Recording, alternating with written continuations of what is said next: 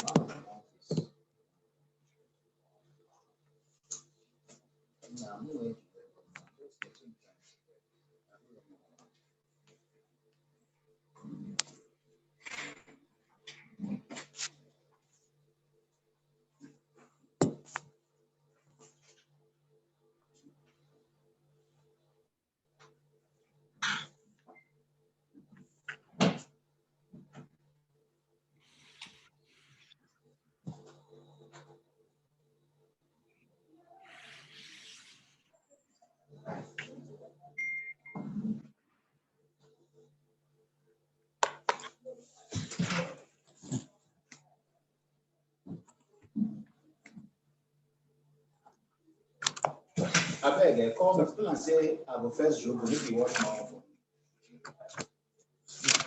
phone.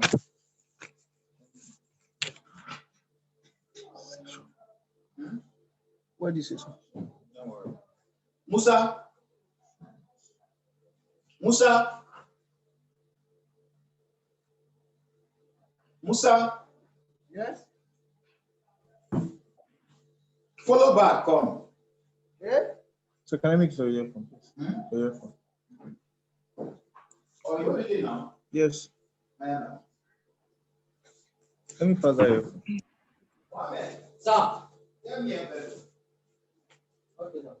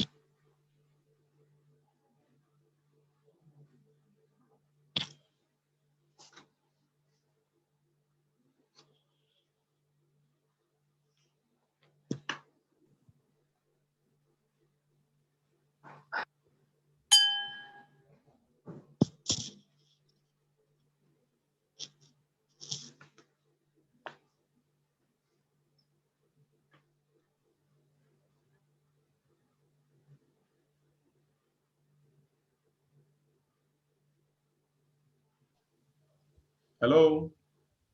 Hello. Hello. Wow. Hello. So sorry, I've been having some technical issues. I couldn't really know if or not. Yeah, nice to meet you. It's a very huge pleasure.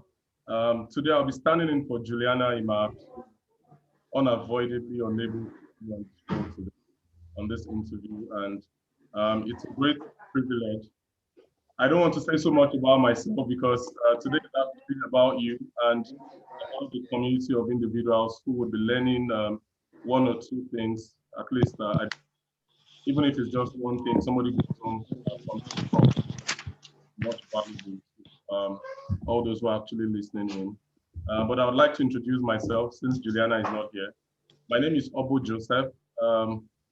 I happen to, I'm a legal practitioner and I have my master's in ICT and telecommunications law. So when she talked about e-commerce and IP, I was quite excited because I took some courses on, within that area. But I wouldn't say I'm really practicing within that field.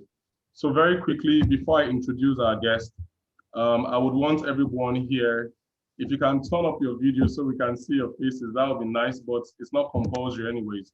Yeah, so our guest today is Uche Nwokocha. I'll be reading her bio and I'll do that as quickly as I can. Uche Nwokocha, Harvard alumni, joined the firm Aluko and Oyebode in 2003 and was admitted to partnership in 2008.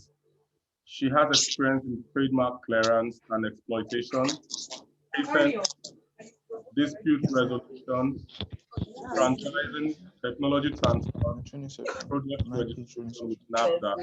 Yes, that's it. Sorry, can you help us to mute, or maybe I should be muting myself so that we can listen as I read this out. Uche Nwokocha heads the intellectual property department of the firm Aluko and Oyebode and advises local and international clients on the full range of brand-related matters, including licensing. Uche is the former member of the board of directors of INTA, and she sat on its finance committee for 2020. She's currently director of the Global Anti-Counterfeiting Group, GACG. She has been ranked among the 2020 World Trademark Review 1000 and top 200 and top 250 women in IP for 2020 by Managing Intellectual Property. He previously chaired the Middle East, Africa, and South Asia subcommittee of INTA's Anti-Counterfeiting Committee. She continues to bring value to the brand that she represents. WWL says, internationally renowned IP specialist Nwokocha draws praise for her expertise in portfolio management and licensing issues. We have Uche here today, and I would just like Uche to just share a brief on her experience, basically. I've already read the bio, but I feel that if there's one thing you want the audience to really know about, if you can just touch a little on that, that would be very good.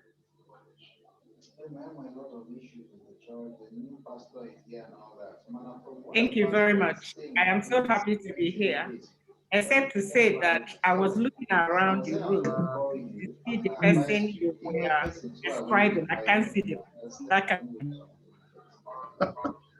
But we all see you.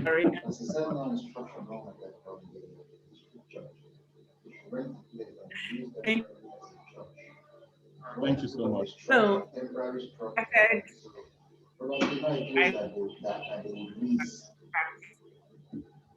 5 years, and time I did my first IP transaction, I fell in love with intellectual property because I believe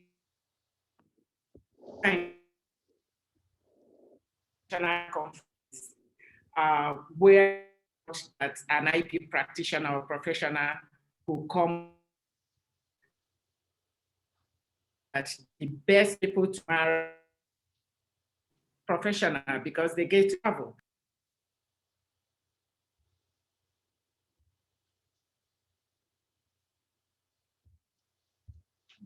I guess we're having some technical hitch at the moment. I'm hoping that we would have Uche back on. Sorry, so we're back on. Okay. So we travel as part of the intellectual property profession, really vast in the knowledge of intellectual property. You read up. I started by reading up the Trademarks Act, even though it's archaic because it's followed the UK 1938 Act, and since 1938 in UK it has been reviewed so many, but we are still stuck law in Nigeria, and this is why we have some of the issues we have in at the trademark registry. Publication of journals are not done excellently, so it's kind of hard to really be an IP practitioner or professional in this side of the world and still maintain good professionalism with your clients, because elsewhere things are done properly, but here there are a lot of delays, and clients often complain. My team members, some of them are on the call today, they will testify to that. So I sit as a partner, IP partner in the law firm of Alkanebody, foremost IP law firm, not in Nigeria, but even in Africa, because oftentimes we're nominated as the IP team of the year, Africa IP team of the year. So we're really, and I have my team to thank for that, because I say that for you to be a good leader and have purpose, solely in intellectual property practice, in every you need to move from I to we. So it's a team effort, and I'm happy that we have a good working relationship with the team. And we represent our value just on what is applicable in Nigeria, but tell them international best practice on and which one to just stay down for a minute to them, such as also publishing the IP news, which bi-monthly, one of the services to and is complementary to that. COVID, where clients are not traveling because of lockdown. So our intellectual property tends to be now the window into Nigeria and into the IP route Nigeria. Oh, that's me and without. Sorry, go ahead. Sorry, I Thank you. short. Thank you. Yeah, I appreciate it. It's okay. Want to go ahead? Yeah, I wanted to see if we could delve into the subject area, IP and e-commerce, the challenges. I know that from experience, we have a lot of companies, a lot of businesses are springing forth these days, and everybody is coming on board with a bias for electronic commerce. And most times when you share about e-commerce to startups, and maybe you now begin to talk about IP, many of them might not really appreciate, what's the business of IP with electronic commerce and all of that. So I feel that this is a good place to start. And in going forward, I would just like to hear from you. Having read your resume, I'm like, if I were to put in the next 10, 20 years of my life, I don't know where I would rank, within that space. But basically, we would like to know what's bringing IP and e-commerce together, really. Like, what's the point for IP and e-commerce to more like have a fusion? What's that thing that ties both aspects together? If you can elaborate on that. Thank you so much. The words out of my mouth, because that was where I was heading. So, and it's very straight to the business of the day. So, intellectual property is the creations of the mind, something that is not tangible. So it's not, it's such a tangible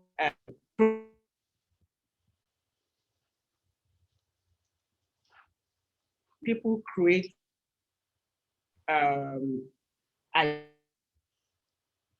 rights, idea work. So that's different. Intellectual properties like trademark, patent.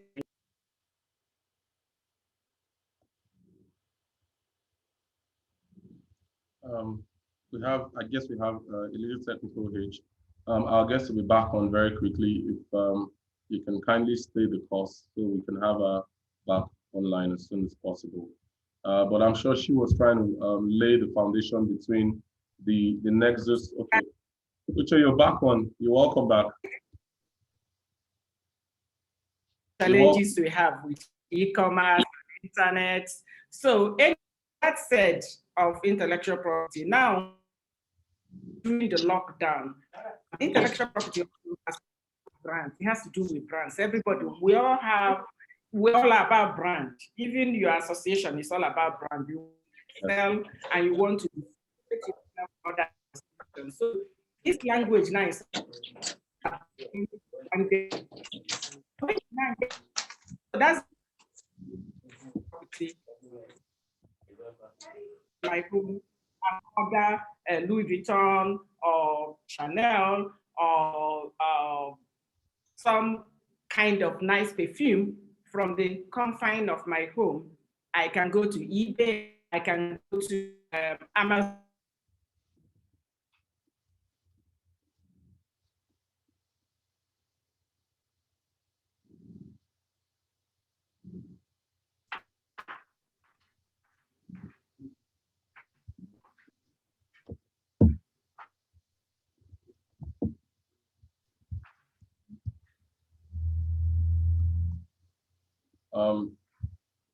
Let's stay the course. Our guest will be back on shortly. I'm very sure that you would have the best quality use of this moment you're spending on this particular episode. While we hold on for Uche to get back on.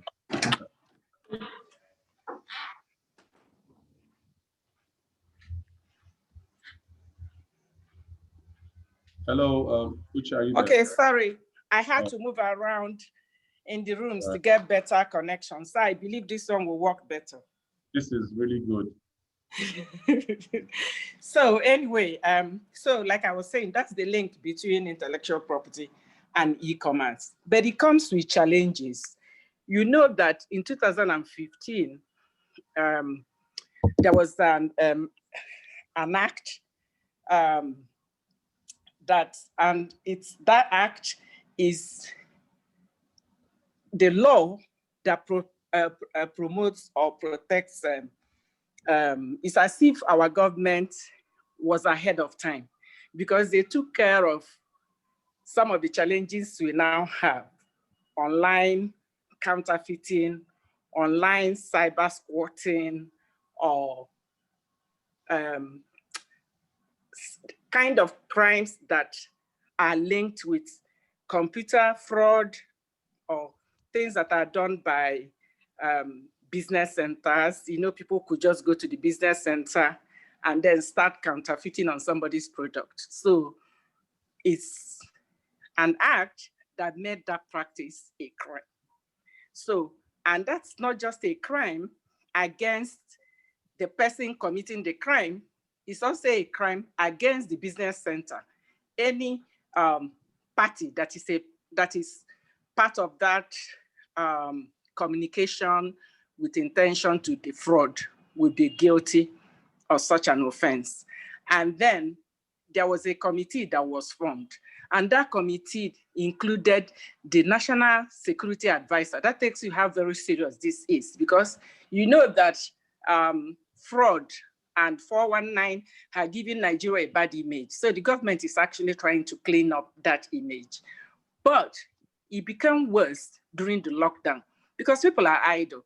And all those people that carry out online trafficking, they are now using the opportunity of what is going on to get an online and counterfeit. Almost everything is faked now, everything, including the essential products that we need to combat COVID. Even this morning, I read a breaking news that the US security services impounded on a fake mask. And masks are just being used anyhow because everybody wants to mask up. So you find out that everybody is now a producer of fake, some of them fake masks.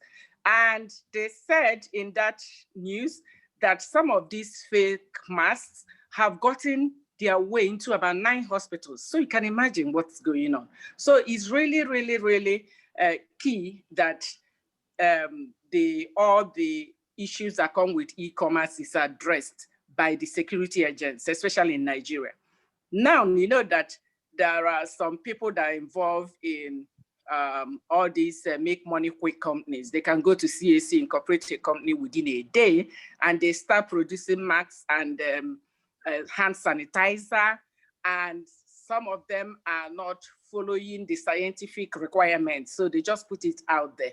And and for them to be able to sell, that's the link between e-commerce and intellectual property. They'll have to go and get a well-known brand, because if you find that most of the brand owners like the Louis Vuittons of this world and Chanel, they're all making masks now, and they're so expensive. So somebody can go and copy it and say, this is Chanel. And you know, in Nigeria, we are like a consuming society. We don't really produce much, but we buy. Because of our population, every business thrives in Nigeria. That's what I tell my clients, because imagine almost 20 million people buying. So every business kind of sells, including pure water. So it's a good market for brand owners. So people link it because they know you will not buy an ordinary mask. You want to buy the one that is Louis Vuitton, that one that is branded. So these are all the issues we are having now. Then looking at also the online providers, service providers, also have issue. Amazon also has issue, and then so does eBay. Because oftentimes you find out that people will order goods with fake cards. So they need to have a good insurance. Also, people needed to be sure that when you order goods from them and they deliver, then the buyer is able and equipped to pay. So these are all the issues that we have. And I got a bit distracted because I see that I can see my living room downstairs is still showing. So in any case, it's one of the problems that are caused by not having proper internet around the house. So, so it becomes an issue, not only for the buyer, but for the seller, for the bank, for the internet service provider. Everybody is in on it. The only people that are really making profit and benefiting are the online fakers, because they seem to be the only one that are not paying tax.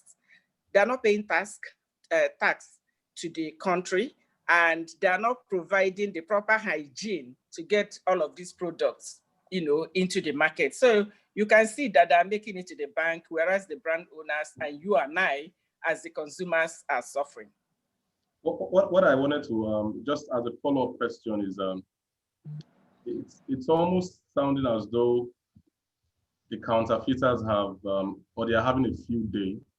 And I want to believe that in a meeting that would include the NSA and several top government functionaries and first-class law firms like yours, I would fall under the assumption that one of the issues that we have been discussed would be, you know, the implementation of whatsoever law, because I know that Nigeria is very good at making laws, beautiful laws up and down, and when we get to implementation, I feel that's where much of the issues really are. Because you talked about ISP providers, you've also mentioned online counterfeiting. Before somebody can really do well online within that space, you know, the person should have an online presence, the person should have an ISP address, you know. So what are those things that, to really get to the root of the issues and to kind of ensure that the counterfeiters have to keep innovating, because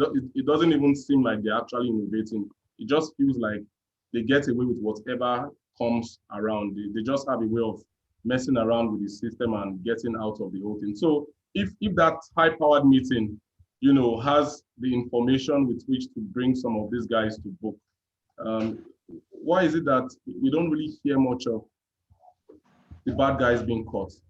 Could there be a reason why? Well, okay, for the commission that was set up, you know, to administer the provisions of the Cybercrime Act of 2015, that commission is yet to come into force. Like you rightly said, everything in Nigeria, they start one step and take 7 steps back. But that's what is expected from either, I won't say underdeveloped society, but developing. So we just keep, but we won't give up. We won't say because they are not moving at the pace we expected, then we'll go to sleep. That's why you have practitioners is for everybody, the IP practitioners, the regulators, and everybody's all hands on board to get to Nigeria to the place we want it, to share international best practices. So that commission is here to start functioning. But before then, there were enforcement powers given to regulators like NAFDAC, Standard Organization of Nigeria, so they can jump in if an aggrieved party could, instead of waiting to go to court and go through all the process, you can quickly just go to the regulators, make a petition, bring evidence of what has happened, and then they can chase that up. We're also happy that the former Consumer Protection Council is now an FCCPC, so which is good. And now they're giving enforcement powers, and some of these activities are described as crime under that act. So also Nigeria is moving in the right direction. So all of these are the things that you will not cry more than the bereaved. So I think an aggrieved party is for you. Don't sit back and say, oh, it happens. No, it doesn't happen. You can set a standard, you can chase your own.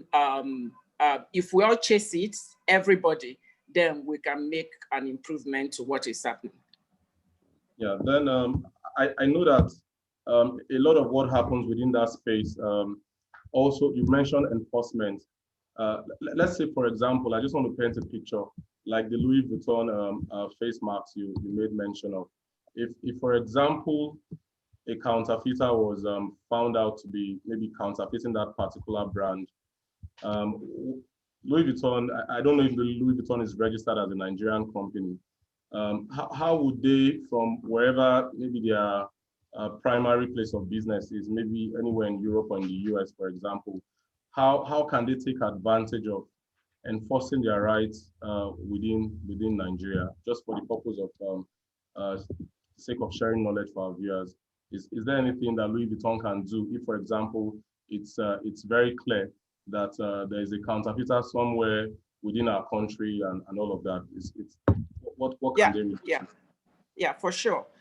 Intellectual property law is different from, or registration of trademark is different from incorporation of company as CAC.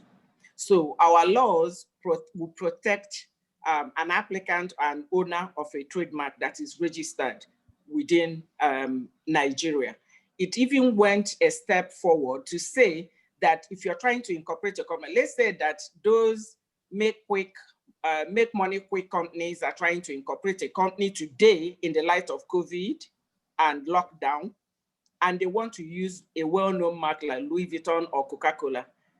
CAC will reject it, because if there's an existing trademark registration or their trade name at the trademark registry, at the time somebody is trying to register the company, no, the law says that the Registrar General can stop the registration. And if he was registered erroneously, then he can invite them, and then for him to expunge the name from their records as CAC. So Louis Vuitton or any of the brand owner that is well known, the ones that are registered, yes. But even if they are not registered and you're so well known, you're probably Coca-Cola or Rolex, and somebody wants to claim that, no, our trademark registry, they practice what they call the well-known records. They don't have a proper record, but they're aware that Rolex and Coca-Cola and all of these are well-known, and they give them the well-known status. So they can actually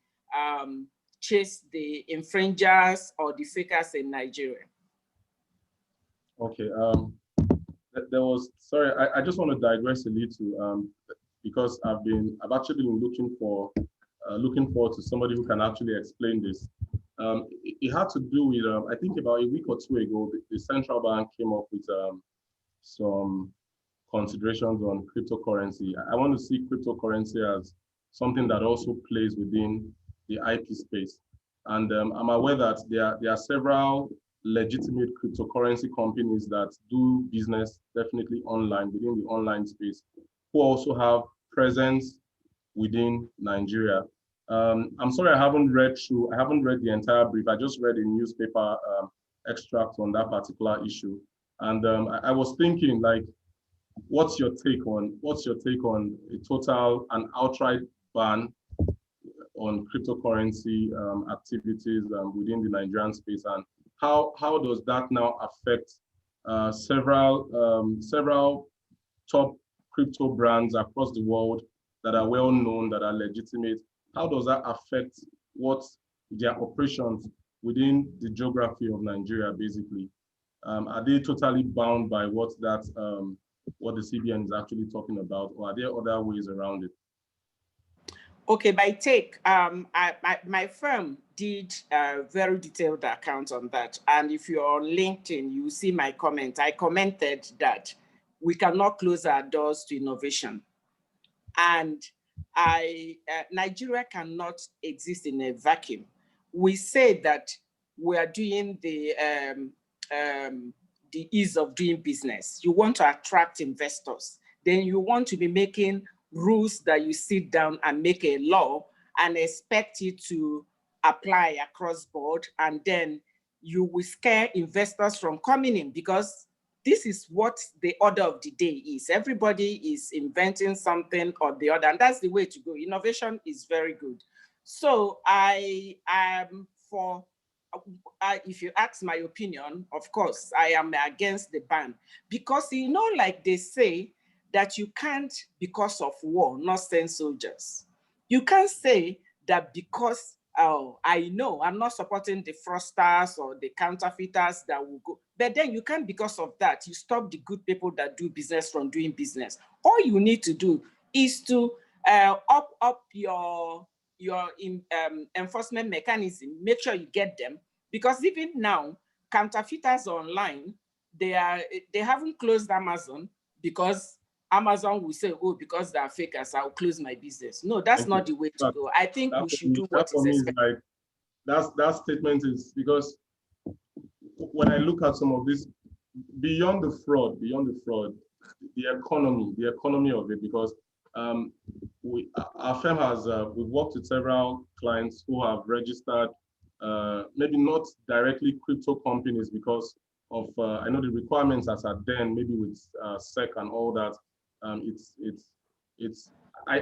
kind of feel that that decision might have been hasty in my own view, because it didn't take into account any comments from the Securities and Exchange Commission, which actually has more of a direct oversight within that particular space. Exactly, and if you check what is happening, SEC is going on with theirs. So I think regulators in Nigeria should really collaborate and not have one regulator saying one thing and the other is saying another. So I think that SEC caught on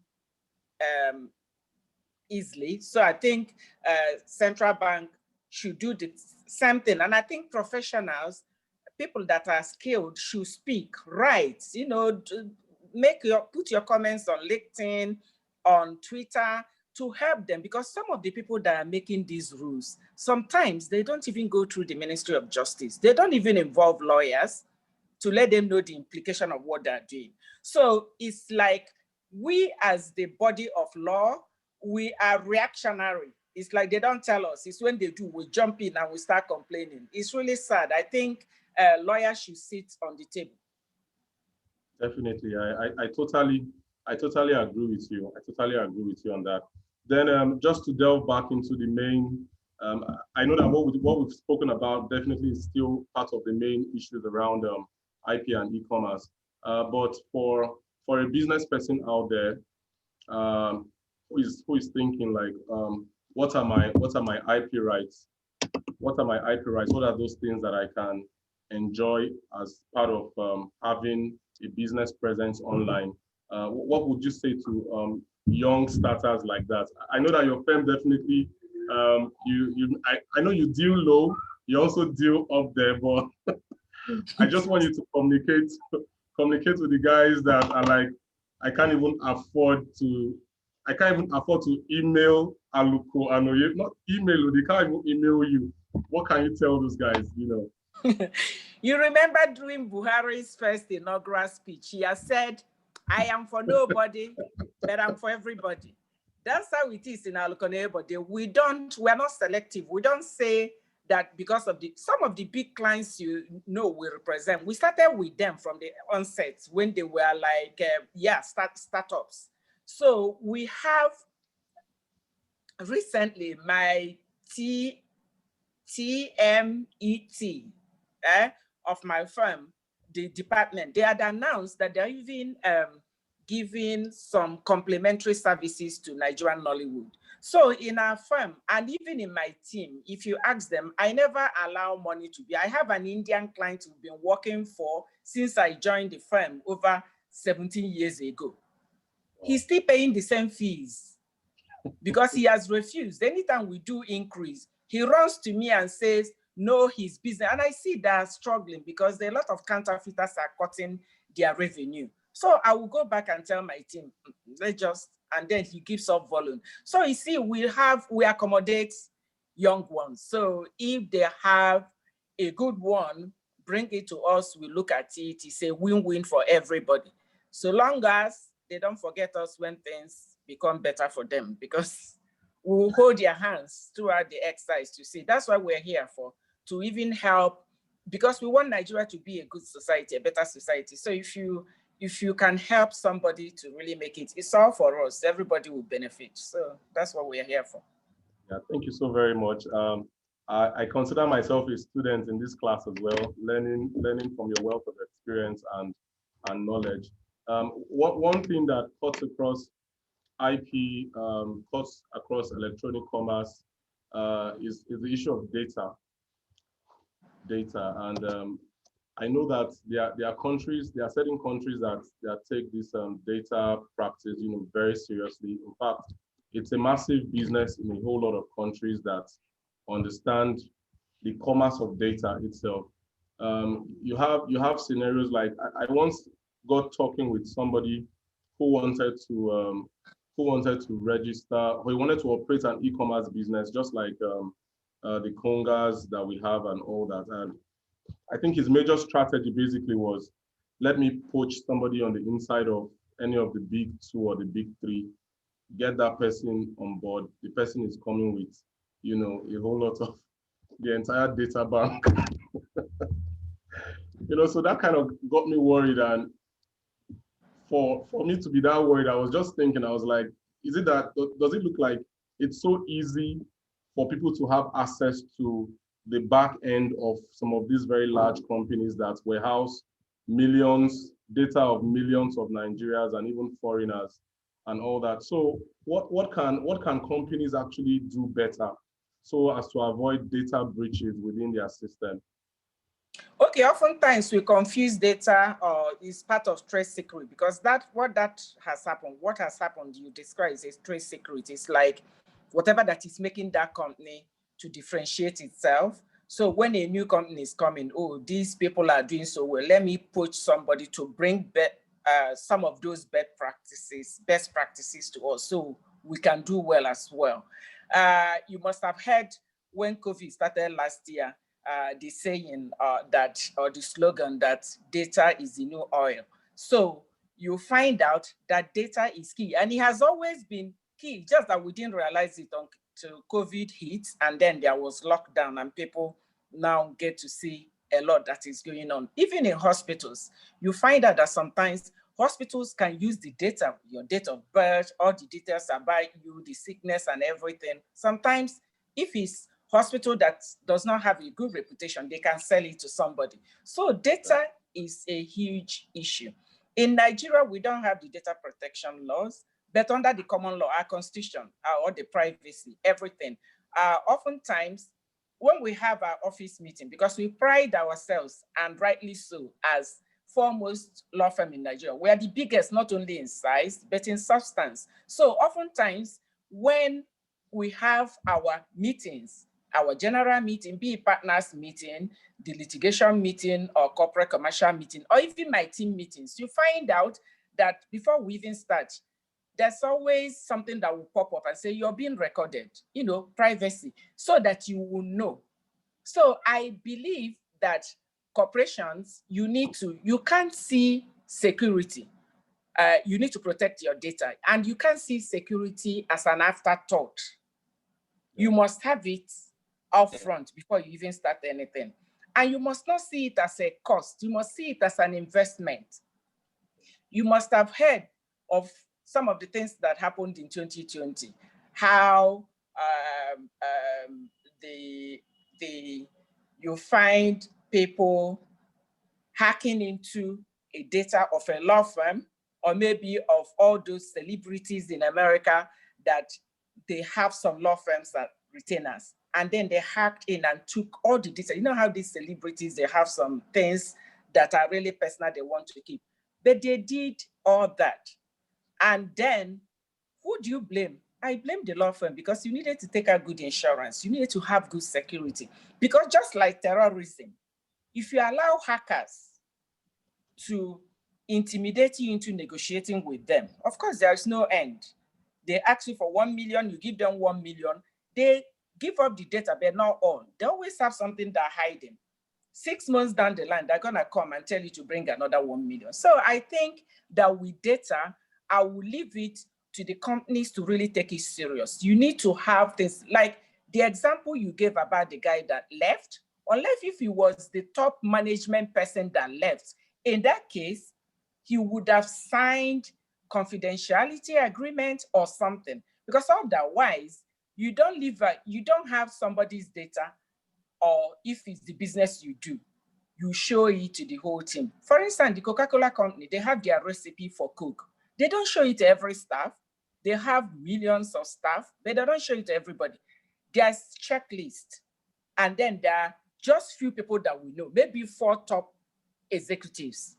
If he was one of that top executive that left and took it to Pepsi, of course they will sue him, because they would have known that they needed to get him to sign confidentiality agreements. So that would be the advice you give to the person that had that issue, that somebody left.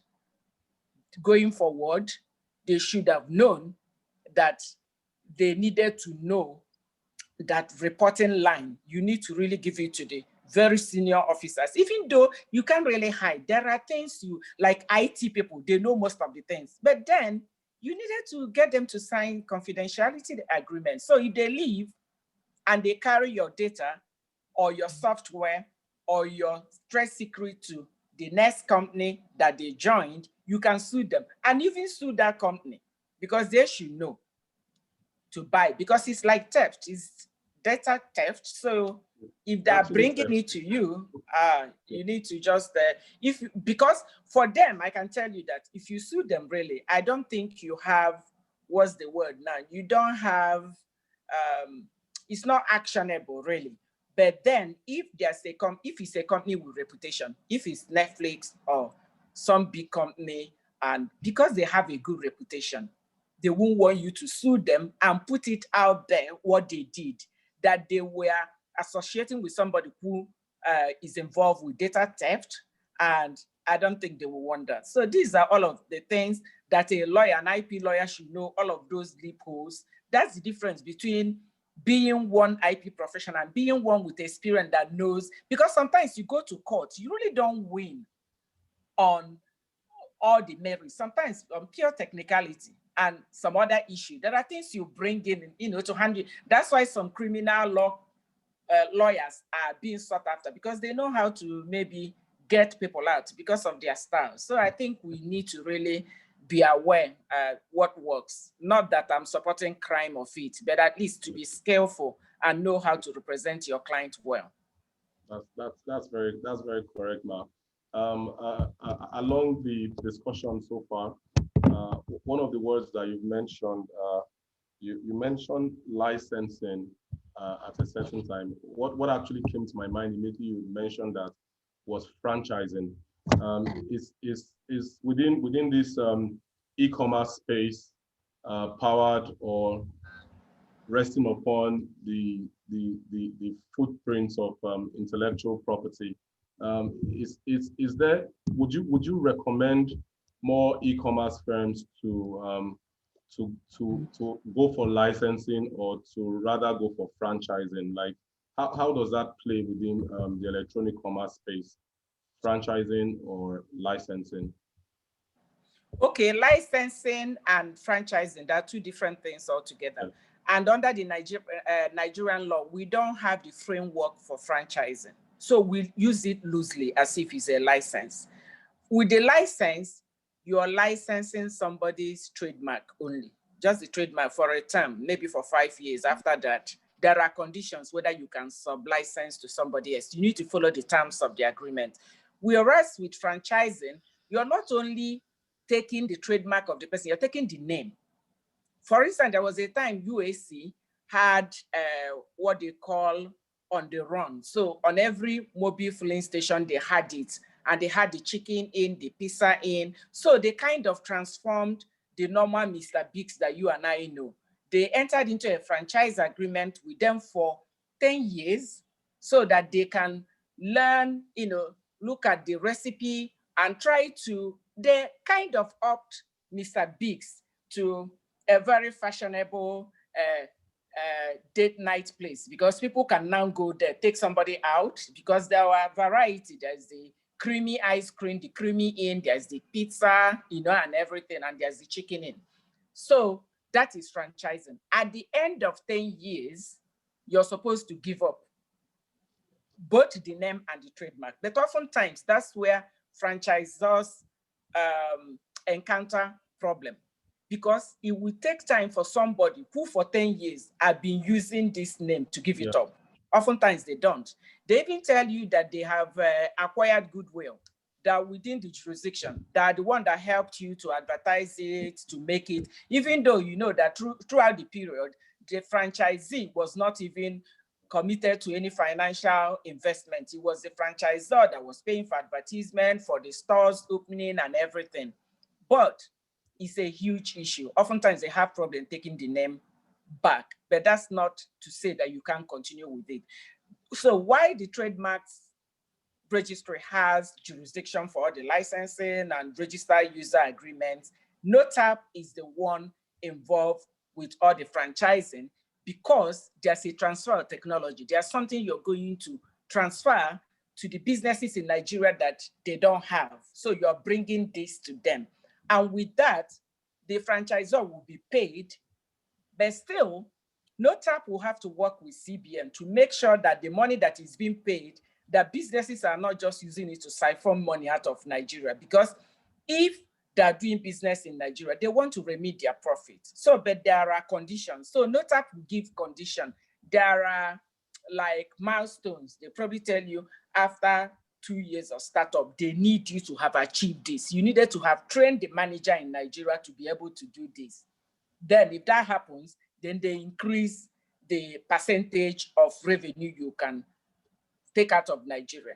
Oftentimes when we advise clients, we tell them that if you can't take all your money out in foreign exchange, the one that remains, then you can use it to service your business in Nigeria. You can use the Naira to pay rent, to pay staff, and do other things. So there are two different things altogether.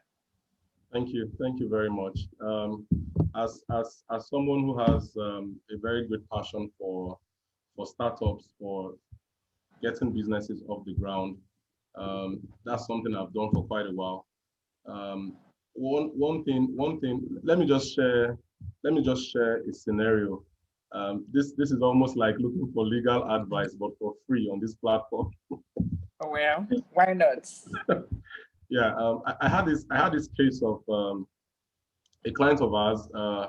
He registered a company. He also went ahead. He did a trademark. So somebody says, okay, I would like to use your company for a contract. Can I have your profile? Can I have this? Can I have everything? He gives the guy all the documents. The guy has been getting briefs with that particular company name.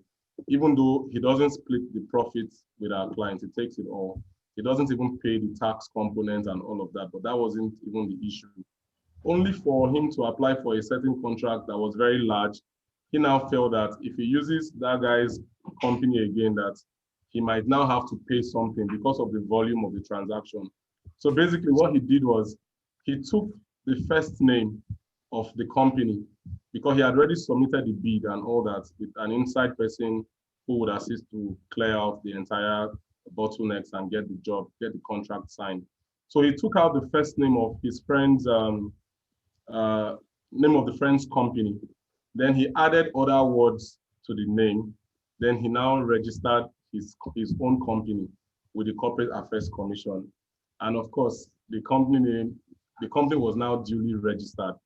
But what this guy is now saying is, I've trusted this guy with all even the websites that he did. The guy had cloned the website. So it's like, all the information from his website, from his profile and all that is very similar. It's as good as you can say is the same information. So right now he's in a fix as to what to do and how to proceed. Even the contract that he now got, the guy just, since the first name was the same, he could easily just replace the documentation and everything just felt like normal. This is something that is personal to me, but I'm believing that hearing from you on this would provide a whole lot of insight. So I would really like to know, what would you advise him in this kind of a scenario? As a first off is identity theft. They do it to us all the time. Sometimes we see our website, we see even our conference table. We even see our lawyer being presented in a law firm, maybe in Togo or Tanzania or anywhere, and saying that this is them. And this law firm, we are not known to the law firm. And then you see my picture or picture of any of my partners or associates as a lawyer in that. So this is what people do all the time. But I think you need to be vigilant. I think what in that scenario that you presented, first, they needed to maybe petition NIRA, Nigerian Internet Registration Association, petition, because they are really busy helping people. You need to do that. And also petition CAC. I'm even surprised that CAC incorporated the company, because oftentimes they look at similarity and they reject. So I'm even surprised. The similarity is 2 words. Once you can add 2 words to any name, you can get that name. That's the rule with the well, it depends on who is attending to the file, because oftentimes we've had the names of our clients taken by somebody. And then we try to take it back and then we try to register by amending it, even using an abbreviation. Oftentimes they tell us no if you try to amend it. So I'm even surprised that even are allowing it, because in this particular case, but you see, each case needed to be treated on a case-by-case basis. That's what we call in law, bad faith registration. So if, for instance, that just happened, okay, fine. But you had dealings with this man. Clearly, the person is trying to reap where he did not sow. He was trying to take the reputation and the goodwill and the name that is existing already. So I think with all these facts, if you can put it, because that's why we have regulators. Sometimes people will be afraid and tell you, oh, NAFDAC will cut your neck, this person. No, you engage and they're ready to listen to you and see your point. So I think that instead of the person throwing in the towel, you should just petition CAC and give instances, evidence. If he has evidence how all the dealings and everything he gave, he should present it and do the same thing with NIRA and every other person that is interested, even the consumer protection, now the FCCPC. Because what it is that this other company, they have a goodwill, and this person starts something and people might link and think it's the same. So they need to really follow it with all the regulators, because if you allow people to keep stealing things like that and you let them go, it won't be fair. Tomorrow, it might be the infringer that it will be his turn that somebody is infringing his mark. I think we should all be fair. And when things are wrong like that, to bring it to the authorities to look at. So it won't be for want of trying. Just try. And if it doesn't work, you would have given it your all. Yeah. Thank you very much. In fact, I never thought of NIRA. Before now, I've read so much about identity theft, but I don't know how I missed that really. I missed that the CAC part of it. We're already working on that, and hopefully this is just more like some of the challenges too that businesses face within the e-commerce space.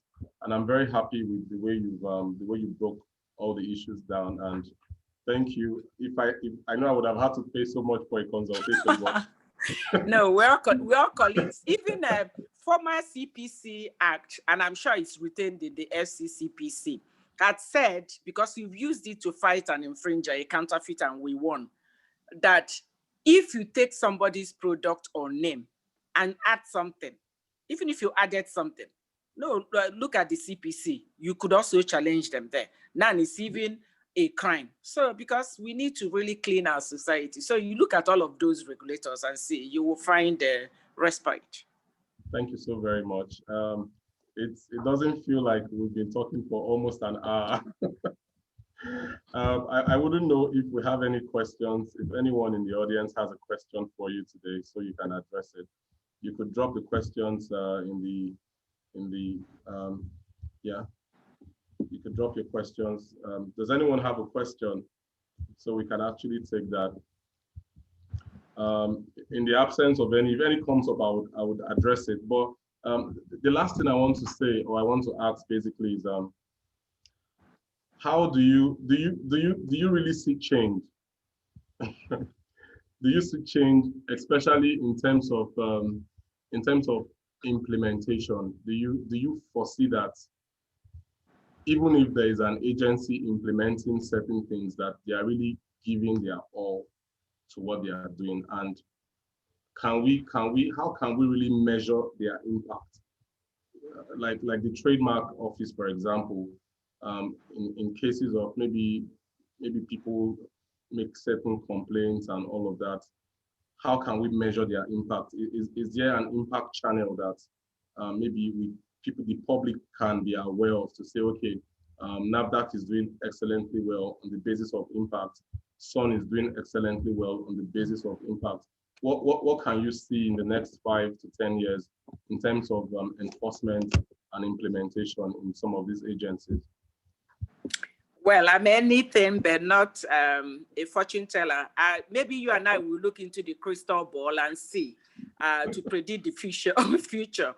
I do not know, but I do know that I am an optimist and I try to look at the positive side. I can't write off our regulators at the trademark registry in a hurry or try to compare them with the Western registries. All of them also have problems. So I have hope, and I know, like you rightly said, anything you do, there must be metrics. You can't just do some, we need to see.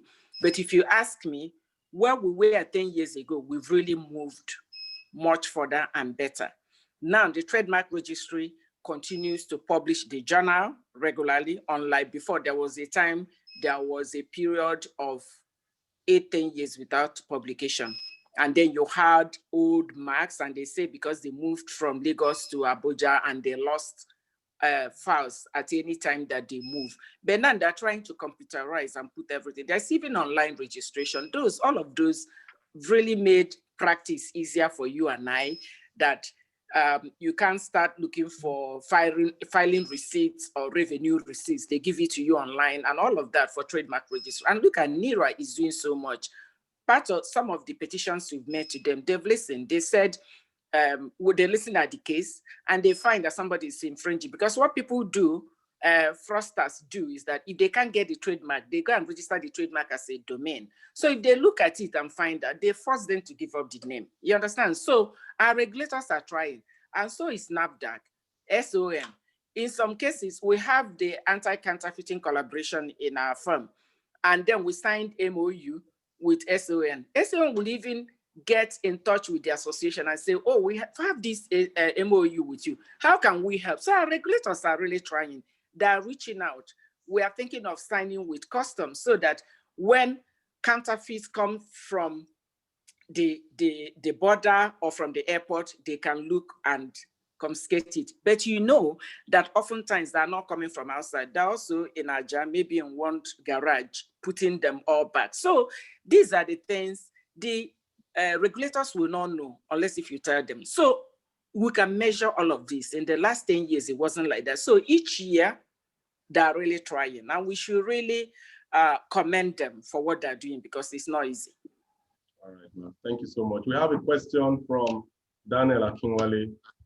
He says, IP is a private right, and with the advent of e-commerce, how can companies, especially startups, step up to further protect their IP rights, ma'am?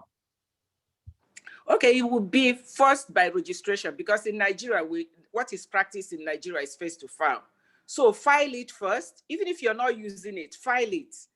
And then it's even the conditions are good for everybody to afford.